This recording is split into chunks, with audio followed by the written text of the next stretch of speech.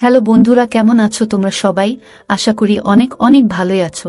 আর তোমাদের ভালোবাসায় আমিও অনেক ভালো আছি, কারণ তোমরা আমাকে যে পরিমাণে ভালোবাসা দিয়েছো এবং সাপোর্ট দিয়েছো তা আমি কোনোদিন ভুলতে পারবো না। তাই তোমাদেরকে মজা দেওয়ার জন্য আবারও একটি নতুন গল্প নিয়ে হাজির হলাম। গল্পটি শোনার মতো, আশা করি তোমাদের দাঁড়িয়ে যাবে এবং তোমরা হাতের কাজ করতে সবাই হেডফোন নিয়ে বসে যাও। যদি আমার গল্প শুনে মজা পাও তাহলে অবশ্যই আমার চ্যানেলটি সাবস্ক্রাইব করবে। তো চলো বন্ধুরা, আমরা কথা না বাড়িয়ে আসল গল্পে চলে আই। যেই দিন আমার ভাবি গোসলের পরে নতুন পোশাক পরে তৈরি থাকত, সেই দিন আমার দাদা সারা রাত ভাবিকে ঘরের বাইরে দাঁড় করিয়ে রাখত। একদিন আমি ভাবিকে জিজ্ঞেস করি, এমনটা কেন হয়? ভাবি বলে, আমাকে নিজে গিয়ে দেখে নিতে। এটা জানার জন্য আমি একদিন গোসল শেষ করে ভাবির পোশাক পরে দাদার ঘরে গিয়ে ঢুকি। কিন্তু যেই আমার চোখ দাদার উপরে পড়ে, আমি অবাক হয়ে উঠি। কারণ দাদা তো আমরা দুই বোন আর এক ভাই। আমার দাদার নাম ভূপেন। দাদাকে নিয়ে আমার মায়ের অনেক গর্ব ছিল, যেমনটা সব মায়েদের থাকে। কিন্তু মা ভূপেন দাদার একটু বেশি প্রশংসা করত। মা ওকে যতটা ভালো ভাবত, ও আসলে ততটা ভালো ছিল না। যখন সে রেগে যেত তখন মায়ের সামনেও অনেক কথা বলত। আমাকে পড়াশোনা করতে বারণ করে দিয়েছিল, কিন্তু মা বলে মাধ্যমিকের পর আমি বাড়িতে বসে থাকলে লোকে অনেক কথা বলবে। গ্রামের লোকেরা দাদাকে সম্মান করত আর ভয়ও পেত। একবার কিছু গ্রামের ছেলে একটা মেয়ের সাথে অসভ্যতা করেছিল। তখন দাদা সেই ছেলেগুলোকে অনেক মার দিয়েছিল। তারপর থেকে দাদা গ্রামে একজন সম্মানীয় ব্যক্তি হয়ে উঠেছিল। কিন্তু আস্তে আস্তে যখন দাদার প্রতিদিন বাড়িতে তার কিছু খারাপ অভ্যাস তৈরি হয়, সে গোলডিপ খেতে শুরু করে আর লাল পানি খেয়ে দেরি করে বাড়ি ফেরে। এছাড়াও দাদা আর কি কি খারাপ কাজ করত তা আমরা জানতাম না। তখন মায়ের মনে হলো দাদাকে একটা বিয়ে দিলে দাদা ঠিক হয়ে যাবে। বাড়িতে একটা বউ আসবে আর সে তাকে আর এইসব কাজ করতে দেবে না। তার দায়িত্ব বাড়বে আর সংসারে মন বসবে। কিন্তু মায়ের এই ভাবনাটা ভুল ছিল। যাকে বাড়ির বউ করে আনা হবে সে কোনো ডাক্তার নয় যে দাদাকে ঠিক করে ফেলবে। আর বিয়েটা কোনো চিকিৎসার পদ্ধতিও নয়। বিয়েটা একটা দায়িত্ব, আর সেটা সেই নিতে পারে যার এটা নেবার যোগ্যতা আছে। একদিন দাদার বিয়ে হয়ে যায় আর বাড়িতে নতুন বউ আসে। বিয়ের পরে পরে দাদার মধ্যে একটু হলেও পরিবর্তন দেখা যায়। কিন্তু তারপরে একটা অদ্ভুত ঘটনা ঘটতে শুরু করে, যেটা আমাকে অনেক ভাবায়। এমনিতে ভাবি আমাদের সাথে অনেক কম কথা বলতো, সবসময় অনেক উদাস থাকত। মা বলতো যে এটাই ভালো, বেশি কথা বলা মেয়ে আমার পছন্দ নয়। কিন্তু ভাবি শুধু কম কথাই বলতো না, সে কেমন একটা ভয়ে ভয়ে থাকত। আমি মাকে বলি যে ভাবির হয়তো এই বাড়িতে কোনো অসুবিধে হচ্ছে। দাদা কি ভাবির সাথে অনেক ঝগড়া করে? মা বলে, এমনটা একেবারেই নয়। এই পরিবারের ছেলেরা তাদের বউদের অনেক সম্মান করে আর ভালোবাসে। তোর দাদা একসময় বিয়ের জন্য পাগল ছিল। তার যখন 11 বছর বয়স ছিল তখন থেকে সে বলতো, আমাকে বিয়ে দিয়ে দাও। কিন্তু তারপরে সংসারের দায়িত্ব তার উপরে এসে পড়ে। তোর দাদা দেখতে একটা সুন্দর ছেলে ছিল। তোর ভাবির কপাল ভালো যে সে এমন একটা স্বামী পেয়েছে। সারা গ্রামে এত ভালো ছেলে খুঁজে পাওয়া যাবে না। মা তো দাদার প্রশংসা করতেই ব্যস্ত ছিল। কিন্তু আমি জানি ভাবির কিছু একটা অসুবিধা হচ্ছিল।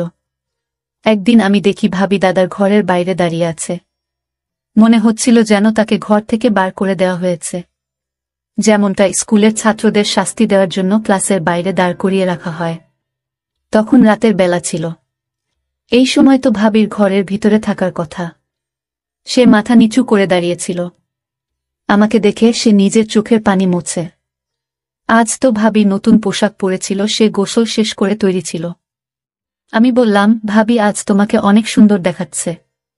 ভাবির লম্বা চুল ছিল। তার নাম ছিল অর্পিতা। আমি তাকে জিজ্ঞেস করি, তুমি বাইরে কেন দাঁড়িয়ে আছো? আর তুমি কাঁদছো কেন? সে বলে, না না, আমি কাঁদছি না। আমার চোখে কি একটা যেন পড়ল। কিন্তু আমি বুঝতে পারছিলাম যে ভাবি কাঁদছিল। আমি আবার জিজ্ঞেস করলাম, তুমি বাইরে কেন দাঁড়িয়ে আছো? সে বলে, এমনি দাঁড়িয়ে আছি। আমি বুঝতে পারলাম যে ভাবি আমাকে কিছু বলতে চায় না। তাই আমি রান্নাঘরে চলে গেলাম নিজের জন্য খাবার বানাতে। রান্নাঘর থেকে দাদার ঘরের দরজাটা পরিষ্কার দেখা যেত। আমি দেখি ভাবি এখনো সেখানেই দাঁড়িয়ে আছে। আমি রুটি আর তরকারি বানালাম, কিন্তু ভাবি সেখান থেকে চলে গেল না।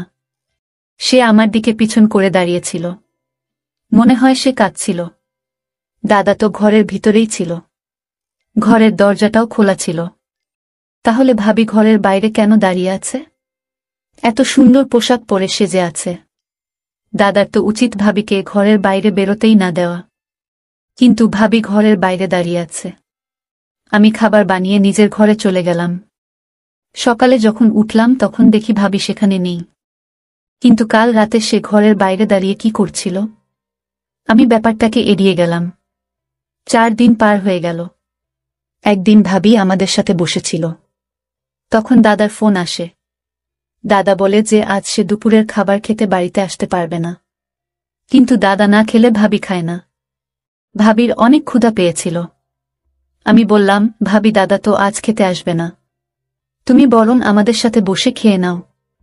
ভাবি যখন আমাদের সাথে খেতে বসে তখন মা হঠাৎ করে এদিক ওদিক দেখতে শুরু করে আর বলে, একটা খারাপ গন্ধ আসছে। তুই কি কোনো ঘর পরিষ্কার করতে ভুলে গেছিস? আমি বলি, আমি তো সব ঘর পরিষ্কার করেছি। জানি না এই খারাপ গন্ধটা কোথা থেকে আসছে। ভাবি মাথা নিচু করে বসেছিল। সে তাড়াতাড়ি খেয়ে ওখান থেকে উঠে যায়। কিন্তু যেই ভাবি ওখান থেকে চলে গেল সেই খারাপ গন্ধটাও চলে গেল। মা বলে এই খারাপ গন্ধটা ওর শরীর থেকে আসছিল। কিন্তু ও তো এরকম নয়। তাহলে এরকম খারাপ ময়লা হয় কেন ঘুরে বেড়াচ্ছে? ও কি গোসল করে না? আমি মাকে থামিয়ে বলি, ছাড়ো না মা, আজ হয়তো ভাবির গোসল করতে ইচ্ছে করছে না। মা বলে, কেন, এটা কি ফেব্রুয়ারি মাস নাকি যে ঠান্ডায় গোসল করতে ইচ্ছে করবে না? এটা জুলাই মাস। তাছাড়া বিবাহিত মেয়েদের সব সময় গোসল করে পরিষ্কার হয়ে থাকা উচিত। এরকম খারাপ হয়ে থাকলে ছেলেরা সেটা পছন্দ করে না। আর আমি তোকেও বলে রাখছি, তোর যখন বিয়ে হবে তখন রোজ ভালো করে গোসল করে পরিষ্কার হয়ে থাকবি। না হলে তোর স্বামী তোর দিকে ফিরেও তাকাবে না। তোর ভাবিরও এটা বোঝা উচিত। আমি ওর সাথে কথা বলে আসছি। মা ওখান থেকে উঠে চলে গেল। আমি ভাবতে থাকি, কে জানে মা ভাবিকে কি বলবে। মায়ের কথায় তার খারাপ মনে হতে পারে। কিন্তু ভাবি তার পরের দিনও গোসল করল না। সে 6-7 দিন ধরে গোসল না করেই থেকে যায়। একদিন আমরা ভাবির হাতে একটা নতুন আংটি দেখতে পাই। তার বিয়ের সব জিনিসপত্র আমরাই কিনে দিয়েছিলাম। আর বিয়ে হওয়ার পর থেকে ও বাজারেও যায়নি। তাই আমি ভাবিকে জিজ্ঞেস করি, সে এই আংটিটা কোথা থেকে পেল? সে বলে, তোমার দাদা আমাকে আজ সকালে এটা দিয়েছে। ভাবি এই ব্যাপারে খুব একটা খুশি মনে হলো না। আমি বলি, সে তো অনেক ভালো কথা। দাদা আজকাল অনেক ভালো আছে দেখছি। সে বলে, হ্যাঁ এখন তো ভালো আছে, কিন্তু রাত অবধি সেটা ভালো থাকবে কিনা কে জানে। আমি জিজ্ঞেস করি, কেন, মন খারাপ কেন হবে? তুমি কি দাদার কোনো কথা শোনোনি? ভাবি বলে, না কিছু না। ভাবিকে অনেক চিন্তিত দেখায়। কিছুক্ষণ পরে সে গোসল করতে চলে যায়। ভাবির শরীর দিয়ে একটা খারাপ গন্ধ বেরোচ্ছিল। কিন্তু যখন সে গোসল করে বেরোয় তখন তাকে অনেক সুন্দর দেখায়। আজকেও ভাবি নতুন পোশাক পরেছিল। আমি ভাবিকে এটা সরাসরি বলি না যে রোজ এইভাবে গোসল করে পরিষ্কার পরিচ্ছন্ন হয়ে থাকবে। তার পরিবর্তে আমি ভাবির অনেক প্রশংসা করি, যাতে ভাবির মনে হয় যে সে রোজ গোসল করলে রোজ সে এমন প্রশংসা পাবে। কিন্তু দাদা যখন বাড়ি আসে তখন আবার আমি দেখি ভাবিকে ঘরের বাইরে দাঁড়িয়ে থাকতে। আজ সে অনেক আওয়াজ করে কাঁদছিল।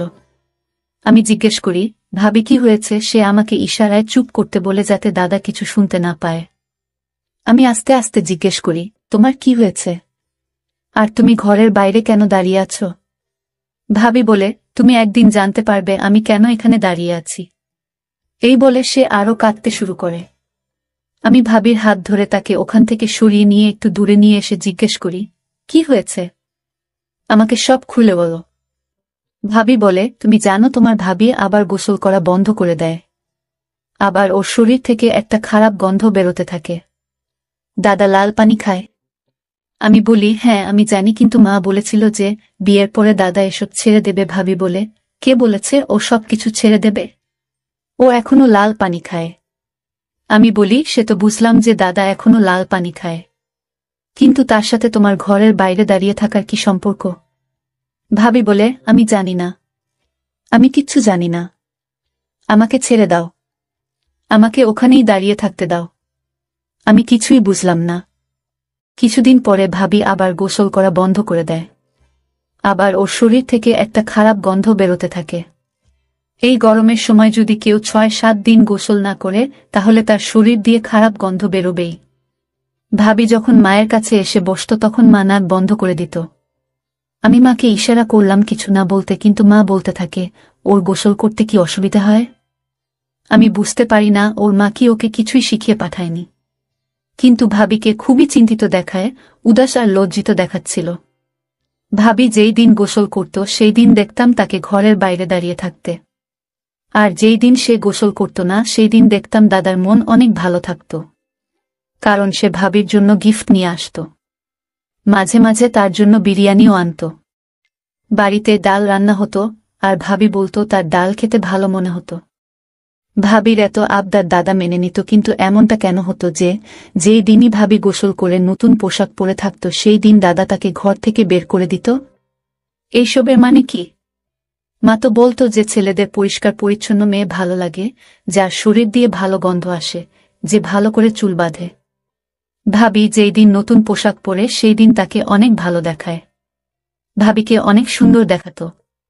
তার শরীরে রং অনেক সাদা, তাকে সব রঙের পোশাক পরলে ভালো দেখায়। কিন্তু এমনটা কেন যে যেই দিন ভাবিকে বেশি সুন্দর দেখায় সেই দিন দাদা ভাবির সাথে ঝগড়া করে তাকে ঘর থেকে বের করে দেয়? আর যেই দিন ভাবির শরীর দিয়ে খারাপ গন্ধ বেরোয় সেই দিন দাদা তার সব বায়না মেনে নেয়, তার জন্য গিফট নিয়ে আসে? এবার আমাকে কিছু একটা করতেই হবে। এসব কি হচ্ছে? দাদার এ কেমন রুচি? একদিন আমি ভাবিকে জিজ্ঞেস করলাম, এইসবের মানে কি? ভাবি বলে, একদিন তুমি নিজেই সবকিছু জানতে পারবে। আর একদিন আমি সব সত্যিটা জানার সুযোগও পেয়ে গেলাম। একদিন ভাবি হঠাৎ তার বাবার বাড়ি চলে যায়। তার বাবার বাড়ি থেকে ফোন এসেছিল যে তার মা অনেক অসুস্থ। আমার মা ও বাড়িতে ছিল না, তার এক বন্ধুর বাড়িতে গিয়েছিল। ভাবি আমাকে বলে গেছিল যে তোমার দাদা ফোন তুলছে না, সে যখন বাড়ি আসবে তখন তাকে বলে দিও যে আমার মায়ের শরীরটা খারাপ, তাই আমি বাবার বাড়িতে গিয়েছি, না হলে তোমার দাদা আমাকে অনেক বকা দেবে। আমি জিজ্ঞেস করলাম, দাদা বকা কেন দেবে? তুমি কি তোমার বাবার বাড়ি যেতে পারো না? সে বলে, না, বলে যাওয়াটা ঠিক নয়। আমি বলি, তুমি চিন্তা করো না, আমি আছি তো, আমি বলে দেব, তুমি নিশ্চিন্তে তোমার মায়ের কাছে যাও। ভাবি তাড়াহুড়াতে নিজের ফোনটাও বাড়িতে রেখে চলে যায়। ভাবি চলে যাওয়ার পরে আমার মাথায় একটা আইডিয়া আসে। আমি ঠিক করে নিই আমাকে কি করতে হবে। দাদা বাড়ি ফিরে এসে নিজের ঘরে চলে যায়। দাদার ঘরের সামনে একটা পোশাক দেওয়া আছে। তার নতুন বিয়ে হয়েছে, তাই মা বলেছে যে দরজাটা খোলা থাকলেও পোশাকটা যেন সরানো থাকে। এই গরমের সময় দাদা দরজা বন্ধ করত না, তাই পোশাকটা সরিয়ে রাখত। কারণ মা বলতো যে বাড়িতে তোর একটা ছোট বোন আছে, ঘরের ভিতরে কি হচ্ছে সেটা তার দেখা উচিত নয়। দাদা ঘর থেকে আওয়াজ করে বলে, আমার জন্য এক গ্লাস পানি নিয়ে এসো। আমি তাড়াতাড়ি গোসল করে ভাবির একটা পোশাক পরে দাদার ঘরের বাইরে গিয়ে দাঁড়াই। এমনভাবে দাঁড়াই যাতে পোশাকের উপর থেকে দাদা শুধু আমার পাটা দেখতে পায়। আমি ভাবির একটা জুতা পরে নিয়েছিলাম। আমিও ভাবির মতন সুন্দর দেখতে ছিলাম। আমার শরীরের রং ভাবির মতনই সাদা ছিল। আমি যখন ঘরের বাইরে এসে দাঁড়াই তখন দাদা ভিতর থেকে দেখতে পায় যে আমি বাইরে দাঁড়িয়ে আছি। তারপর আমার দাদা কিছু অদ্ভুত অদ্ভুত কথা বলতে শুরু করে। প্রথমে আমি কিছুই বুঝতে পারছিলাম না, কিন্তু যখন আমি বুঝতে পারলাম তখন আমার পায়ের তলা থেকে মাটি সরে গেল। দাদা বলে, আচ্ছা, তুই আজ আবার গোসল করেছিস? তুই নিজেকে অনেক সুন্দরী মনে করিস, তাই না? তুই ভাবিস গোসল না করলে তোর শরীরের ময়লা জমে যাবে, তোর শরীরের রং কালো হয়ে যাবে, তাই তুই প্রতিদিন গোসল করে আসিস, তাই না? তারপরে আমার পায়ের দিকে কিছু একটা মারল। এখন ভূতের মতন দাঁড়িয়ে আছিস কেন? আমি আসার আগে তুই গোসল করেছিস আর তারপরে এখানে এসে দাঁড়িয়েছিস, তার মানে তোর অপমানিত হতে অনেক ভালোই মনে হয়। আমি দেখছি এখন আর তোকে মুখে বললে চলবে না, আমাকে হাত উঠাতে হবে, কারণ তোর সব অপমান সয়ে গেছে।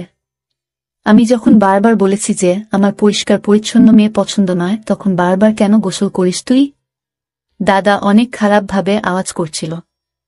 আমি তখন বুঝতে পারছিলাম ভাবি কেন দাদাকে এত ভয় পেত। আজ আমি বুঝতে পারি যে ভাবি কেন গোসল করত না, কারণ গোসল করলেই দাদা তার উপর এইভাবে আওয়াজ করত। কিন্তু আমি এটা বুঝতে পারছিলাম না যে দাদা এমনটা কেন করত। দাদা অনেক কথা বলতে থাকে, বলে তোকে আমি গোসল করতে নিষেধ করেছিলাম না, তাও তুই গোসল করেছিস, তোর কি আমাকে রাগাতে ভালো মনে হয়। তারপরে দাদা বকা দিতে শুরু করে। এইবার আমার ধৈর্যের সীমা পার হয়ে যায়। আমি পোশাকটা সরিয়ে ভিতরে ঢুকে পড়ি। দাদা আমাকে দেখে অবাক হয়ে যায়, আর আমিও দাদাকে দেখে অবাক হয়ে যাই। দাদা বিছানায় বসে কি একটা খাচ্ছিল। সেই খাবার থেকে একটা খারাপ গন্ধ আসছিল। দাদা বলে, তুই এখানে তোর ভাবির পোশাক পরে কি করছিস? তোর ভাবি কোথায়? আমি বলি, তুমি এসব কি খাচ্ছ? এইসব খাবার শরীরের পক্ষে ভালো নয়, এইসব খেও না। তখন দাদা মাথা নিচু করে বলে, এর মানে তুই সব কথা শুনে ফেলেছিস? আমি বলি, হ্যাঁ, আমি সব কথা শুনে ফেলেছি। এবার তুমি আমাকে বলো এইসবের মানে কি? তুমি ভাবির সাথে এরকম ব্যবহার কেন করো? তুমি এত ভালো একটা বউ পেয়েছ, তার সাথে এরকম ব্যবহার করছো। আর তুমি এখানে বসে এইসব খারাপ খাবার কেন খাচ্ছ? বাড়িতে তো অনেক ভালো খাবার রান্না হয়েছে। ভাবি তার বাবার বাড়িতে গেছে, তার মায়ের অনেক শরীর খারাপ, সে আমাকে বলে গেছে তোমাকে জানিয়ে দিতে। কিন্তু এতদিনে বাড়িতে যা যা হচ্ছিল তা আমাকে অনেক চিন্তায় ফেলে দিয়েছিল। তাই আমি জানতে চেয়েছিলাম যে তুমি ভাবির উপর কেন রেগে যেতে। তারপরে দাদা আমাকে সব কথা বলে। আমি শুনে অবাক হয়ে যাই। সে বলে, অনেক বছর আগেকার কথা, তখন আমরা অনেক গরিব ছিলাম। তোর বয়স তখন 2.5 বছর, তাই তোর সেই সব দিনের কথা হয়তো মনে নেই। আমরা এত গরিব ছিলাম যে আমরা খেতে পেতাম না, বাড়িতে একটা টাকাও থাকত না। আমি লোকের বাড়িতে ঘর পরিষ্কার করে 1 টাকা করে জমিয়ে 6 থেকে 7 হাজার টাকার মধ্যে সবজি কিনে আনতাম। তারপরে আমরা 3 জন খেতে পারতাম। তারপর আমি অনেক চেষ্টা করেও কোনো কাজ পেতাম না। আমি দেখতে অনেক ভালো ছিলাম, কিন্তু আমি কোনো কাজ জানতাম না। আমি লেখাপড়াও করিনি, আমার কোনো ডিগ্রি ছিল না। আমি বুঝতে পারছিলাম না আমি কি করব। তারপরে বাবাও এই পৃথিবী ছেড়ে চলে যায়। তখন আমি একটা পণ্ডিতের সাথে দেখা করি। সে আমাকে বলে যে একটা উপায় আছে যেটা করলে আমার কোনোদিন টাকা পয়সার অভাব হবে না। সে আমাকে বলে, তোকে গোসল করা ছেড়ে দিতে হবে, সব সময় ময়লা হয়ে থাকতে হবে, খারাপ খাবার খেতে হবে, কোনো ভালো কাজ করা চলবে না। কাল যখন তোর বিয়ে হবে তখন তোর বউকে বলবি সে যেন ময়লা হয়ে থাকে। সে যদি গোসল করে তাহলে তোর সব টাকা পয়সা শেষ হয়ে যাবে। সে আমাকে আরও কিছু জিনিস করতে বলেছিল। সেই সব করার পরে আমি দেখি সত্যিই আমার কাছে অনেক টাকা আসে। আজ এই সংসার সেই টাকায় চলে। তুই বল, আজ অবধি এমন কি কখনো হয়েছে যে তুই কিছু চেয়েছিস আর আমি সেটা তোকে কিনে দিইনি? আমি কি কখনো বলেছি যে আমার কাছে টাকা নেই তাই আমি এটা আনতে পারবো না? এই জন্য আমি বিয়ে করতে চাইনি, কারণ আমি জানতাম আমার বউ আমার কথা মেনে চলবে না। কিন্তু মা আমার বিয়ে দিয়ে দেয়। তাই আমি তোর ভাবিকে বলি যে সে যেন গোসল না করে। তারপর 5-6 দিন সে আমার কথা মেনে চলে, কিন্তু তারপরে তার মাথায় ভূত চাপে। সে বলে আমি ময়লা হয়ে থাকতে পারবো না, তাই পরিষ্কার হওয়ার জন্য সে গোসল করে নেই। তাই যেই দিনই ও গোসল করে পরিষ্কার হয়ে আমার কাজে আসে আমি তখন অনেক রাগ করি। আমাদের মধ্যে ঝগড়া হয় আর আমি তাকে ঘর থেকে বের করে দিই, কারণ ও যদি পরিষ্কার হয়ে থাকতে শুরু করে তাহলে আমার সব টাকা শেষ হয়ে যাবে। আমি দাদাকে বলি, তুমি আজকালকার দিনে এইসব কথায় বিশ্বাস করো? কে বলেছে তোমাকে এসব কথা? তোমার কাছে টাকা আসে কারণ তুমি কাজ করো, তুমি পরিশ্রম করে টাকা রোজগার করো। উপরে সৃষ্টিকর্তা আছে, তিনি কাউকে অপছন্দ রাখেন না। যে পরিশ্রম করে ভগবান তাকে সাহায্য করে। তুমি যেটা করছো সেটা ঠিক নয়, এর ফল তোমাকে ভোগ করতে হবে। তোমার কাছে যা আছে সেটাও আর থাকবে না। তুমি এইসব করা বন্ধ করো, আর এইসব খাবার খেতে হবে না। আমি খাবারটা তুলে বাহিরে ফেলে দিই। তারপরে দাদাকে অনেক বোঝাই। দাদা বলে, আবার যদি আমাদের সেই দরিদ্র অবস্থা ফিরে আসে তাহলে তোকে আর তোর ভাবিকে কে দেখবে? তোর ভাবি মা হতে চলেছে। আজ সকালেই সে আমাকে এই খবরটা দেয়। আমি দাদাকে বলি যে কিচ্ছু হবে না, সৃষ্টিকর্তা আমাদের পাশে আছে। দাদা বলে, তোর পড়াশোনার অনেক খরচ, তারপরে তোর বিয়ের খরচা আছে। আমি দাদাকে বলি, তুমি ভগবানের উপর ভরসা রাখো, আর এইসব করা বন্ধ করো। ভগবানের কাছে ক্ষমা চেয়ে নাও। দাদাকে আমি আমার দিব্যি দিয়ে দিই। আমি তার একমাত্র বোন ছিলাম। সে আমাকে অনেক ভালোবাসত। দাদা আমার কথা মেনে নেয়। সে গোসল করে পরিষ্কার হয়ে আসে। ভাবি ফিরে এসে দাদাকে দেখে অবাক হয়ে যায়। ভাবি নিজের ঘরে পা রাখার আগে আমার দিকে তাকায়। আমি মাথা নেড়ে বলি, এবার